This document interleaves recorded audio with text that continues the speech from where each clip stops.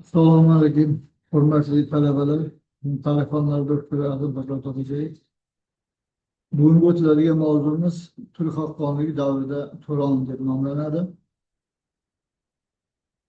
Mavzu doirasida 5 ta reja belgilangan. Birinchisi turk haqqonligi tashkil topishi, ikkinchisi O'rta Osiyo xalqlarining turk haqqonligi davri tarkibiga kirishi, keyingisi g'arbiy turk haqqonligi, to'rtinchisi ijtimoiy iqtisodiy hayot, beshinchisi diniy e'tiqod masalalari bo'yicha qisqacha gaplashamiz. Turk haqqonligi haqida gap ketganda avvalambor turk atamasi xususida to'xtab o'tishga to'g'ri keladi. Turk atamasini ko'p olimlar ilk o'rta asrlar davri, ya'ni 6-asr bilan bog'lashga harakat qiladi. Lekin Xitoy manbalarida bu atamaning qadimgi variantlari mavjudligini xitoyshunos olim Abdulahad Xo'jayev tasdiqlashga harakat qilgan. Ya'ni miloddan avvalgi 1-minglikdayoq turk atamasidan bog'liq qabilalar mazkur hududlarda yashaganligini ta'riflab o'tadi. Umuman turk atamasi turk el, turk, turkash, turkdush, Turkyu kabi nomlar bilan manbalarda ko'p bora tilga olinadi. Umuman turklarning Oltoy hududlariga borib qolish masalasi ham hozirgi paytda tarixchilar o'rtasida qizg'in bahs-munozaraga sabab bo'lgan. Sababi turkiy qavmlar hozirgi Kaspiy va Orol dengizi bo'ylarida yashagan qabilalarning avlodlari bo'lib,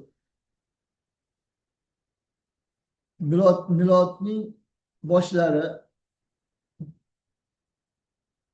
katta ko'chishlar davrida ayrim sabablarga ko'ra Oltoy hududlariga borishadi va u yerda Oltoy tog'lari etaklarida qo'nim topishadi va o'zlarining chorvasini, iqtisodiy, ijtimoiy hayotini yo'lga qo'ya boshlaydi va bevosita Xitoy bilan qo'shni bo'lib qoladi.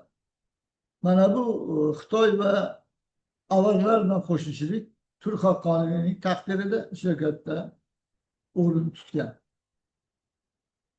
Turk haqqonligi asoschilari, ya'ni turklarning paydo bo'lishi haqidagi rivoyatlarga ko'ra, bularning shakllanishida Ashina urug'i muhim o'rin tutadi. Ashina urug'i bu bo'ri bilan bevosita bog'liq, ya'ni ota-onasi qolgan go'dakni boqib olgan bo'ri va uning avlodlari haqida rivoyatlar qilinadi. Shu bois ham hozirgi kunga qadar turkiy xalqlarning totemi sifatida bo'ri tilga olinadi. Ya'ni bo'ri turkiy xalqlarning totemi hisoblanadi. Ularning moviy bayrog'ida bo'ri kallasi tasvirlangan, bayroqning tub qismida ham bo'ri kallasi o'z aksini topgan. Umuman 6-asrning o'rtalariga kelgan paytda turk haqqonlarining sardorlaridan biri Bumin o'zini turklarning haqqoni deb e'lon qiladi. Shundan so'ng oradan bir yil o'tgach, u vafot etgach, taxtga uning ukasi Islamiy keladi. Islomiy xalqlar boshchiligidagi qo'shinlar g'arb tomon yurib, haqqonlik sarqatlarini kengaytira boshlaydi va Sirdaryo etaklariga qadar va undan Amudaryo bo'ylari qadar surilib kela boshlaydi. Bu esa turk haqqonlarining Turon hududlarini katta qismini egallaganligini ko'rsatadi. Turk haqqonlari bilan o'sha davrda Sasoniylar podshosi bo'lgan Xusrav Anushervan o'rtasidagi munosabatlar keskin kechadi. Sababi turk haqqonlari va Sasoniylar o'rtasida Eftaylar davlati mavjud edi. Eftaylar davlati esa bevosita ikki davlat uchun ham raqib hisoblangan. Shu bois 565-567 bo'lib o'tgan janglardan so'ng Eftaylar tormor keltiradi va ularning hududlari turk haqqonligi va Sasoniylar tomonidan bo'lib olinadi. Turk haqqonlari o'z navbatida hududlarni kengaytirish barobarida bu yerdagi mazkur hududlardagi xalqlar bilan ham ijtimoiy, iqtisodiy aloqalarni yo'lga qo'yadi.